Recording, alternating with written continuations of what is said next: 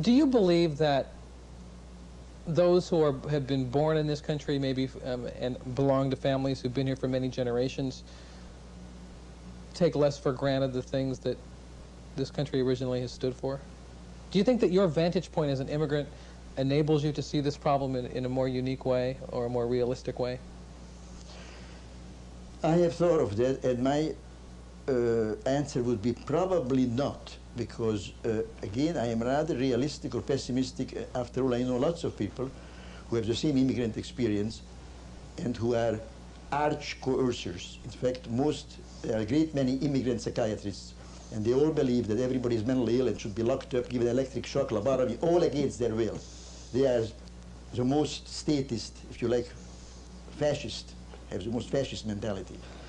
I don't think there's any one group, immigrants, non-immigrants, blacks, whites, men, women, there. I think they all behave more or less similarly. Freedom is one of those scary concepts. They all want it when we lose it. When you have AIDS, then you want a particular drug which the government bans, but not the others.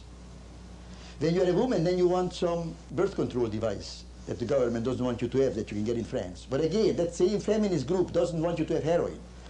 When you are dying, when you're 90 years old and dying of metastatic cancer, then you say, why can't I have heroin in America? But why shouldn't you have heroin even when you're 30? Does the present drug policy make you angry? Absolutely not. I see the present drug policy as a kind of Nazism with which one can live. It's a democratic Nazism, which doesn't pick on Jews, it picks on everybody. But it does make it. Actually, it doesn't pick on everybody. I see it essentially as an extension, unfortunately. They don't fall into that group. I see it as a war on blacks. In what way? That most of the victims of the war on drugs are blacks. If you look at an average television show of a drug bust, everybody looks black or Hispanic. If you look in a jail where the drug addicts are, most of them look black. And there are statistics on this showing how disproportionately, assuming that the incidence of drug use is the same, there are disproportionately large number of people. One statistic is that there are more blacks imprisoned for drug offenses in the US than there are blacks in colleges. Now, under my system, none of them would be imprisoned. So when you say, how would it be better? This is a message which already someone else, in part, has picked up, and I am convinced that this is in part why he was assassinated. Malcolm X said that the drug problem is a problem of that American whites are waging a drug war, so American blacks will become addicted and can use drugs. I have heard it said that for the existing social fabric, that a black man with a Malcolm X book in his back pocket is far more dangerous than a black man with a crack pipe in his back pocket. Would you agree? How? Because nothing is more dangerous to a government than an independently thinking person. He is a real danger because he doesn't need the government, and he knows that the government is a storehouse of lies. Now we look upon, we talk about drug education. That's an oxymoron. It's like army intelligence, you know, that classic joke.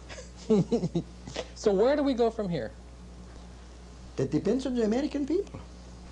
Just like it depended on the Russian people, or the German people. Do you believe didn't the Germans like persecuting Jews? Didn't the Russians like persecuting people because they had hard currency in their pockets? Look, even the language, hard currency, hard drugs.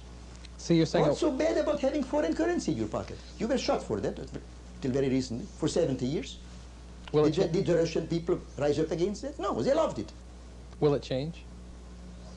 I think the American war on drugs will only change when the majority of the American people will be injured by it directly through withholding of essential drugs, especially when they are very sick, when they are in pain.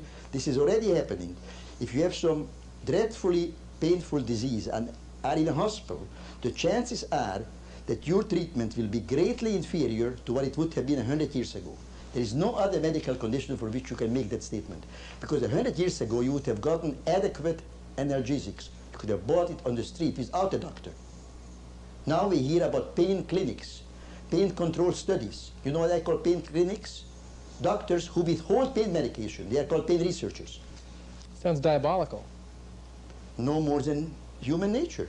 Human nature consists of doing dirt to other people, except for Jefferson and Madison, who said, let's make the government weak. Because throughout human nature, human history, people have done, a few people have done a lot of dirt to a lot of other people. That's why people like to come to this country. Because it's least bad here. So are you not optimistic then for the future? For the drug war? I'm neither optimistic nor pessimistic. I think when enough people will get injured by it, then it will change. Until then, it won't change. Why do you believe that you are in such a minority in your assessment? Thinking of your colleagues, both academically as well as generally. For the same reason why when during the so-called McCarthy days, the Bill of Rights was circularized. Somebody did this experiment of distributing or showing people a copy of the Bill of Rights on the streets of Minneapolis and Detroit and so on. And 98 out of 100 people said this is a communist document, subversive to American values. Who did this? He should be locked up, he should be executed. If there's one thought that you would want to leave our viewers with, people in South Dakota, California, Colorado, Florida, what would that be? Go back to the principle of self-discipline and to the Mark Twainian principle that the business of official authorities, doctors, lawyers, teachers, the government who have power is to lie. Because if you want to tell the truth, then you don't need any power. Anyone who seizes power is ipso facto a liar. Back to Socrates. What happened to Socrates? Doctor, we're out of time. Thank you. Thank you. We've had a conversation with Dr. Thomas Szasz, a maverick psychiatrist, and his views on America's drug policy. I'm Randy Page in Washington. Thanks for joining us.